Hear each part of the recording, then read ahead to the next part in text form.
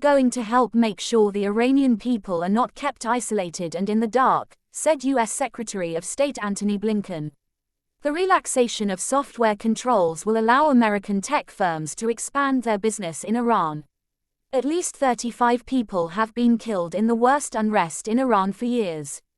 Mahsa Amini, 22, fell into a coma last week, hours after morality police arrested her for allegedly breaking headscarf rules.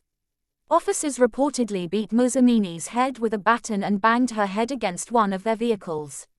The police have said there is no evidence of any mistreatment and that she suffered sudden heart failure.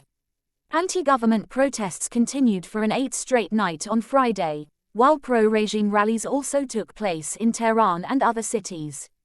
Mr. Blinken said the partial relaxation of internet restrictions was a concrete step to provide meaningful support to Iranians demanding that the basic rights be respected. It was clear, he added, that the Iranian government was afraid of its own people. The U.S. Treasury said the move would help counter the Iranian government's attempt to surveil and censor its people. But it is unlikely to have an immediate impact as it does not remove every tool of communications repression. Billionaire Elon Musk said on Twitter that he would activate his satellite internet firm, Starlink, to provide internet services to Iran in response to Mr. Blinken's announcement. Starlink provides internet services via a huge network of satellites and is aimed at people who live in remote areas who cannot get high-speed internet. U.S. officials said that the updated license did not cover hardware supplied by Mr. Musk, but his firm and others were welcome to apply for permission to the Treasury. Footage shared on social media on Friday showed large crowds of protesters gather in several Tehran neighborhoods after dark, while other incidents occurred elsewhere the country. In the protests, women have defiantly taken off their hijabs and burned them, or cut off their hair in front of cheering crowds.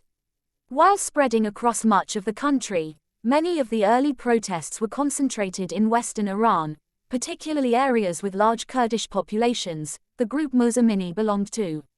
On Friday, reports emerged from Ashnaviyeh, in Iran's West Azerbaijan province, which borders Kurdistan, showing widespread protests, as well as suggestions demonstrators had taken control of large parts of the city. The BBC was unable to confirm this. Videos posted from Ashnaviyeh showed large crowds of people marching through city streets with no police presence, while loud explosions could be heard. Friday also saw pro-regime demonstrations in Tehran and other cities, with those present declaring support for Supreme Leader Ayatollah Ali Khamenei, who has been a target of anti-government protesters. President Ibrahim Raisi spoke at a pro-government event, saying he would not allow the country's security to be threatened. "We will not allow people's security to be put at risk under any circumstances," he said, shortly after returning from the United Nations General Assembly in New York.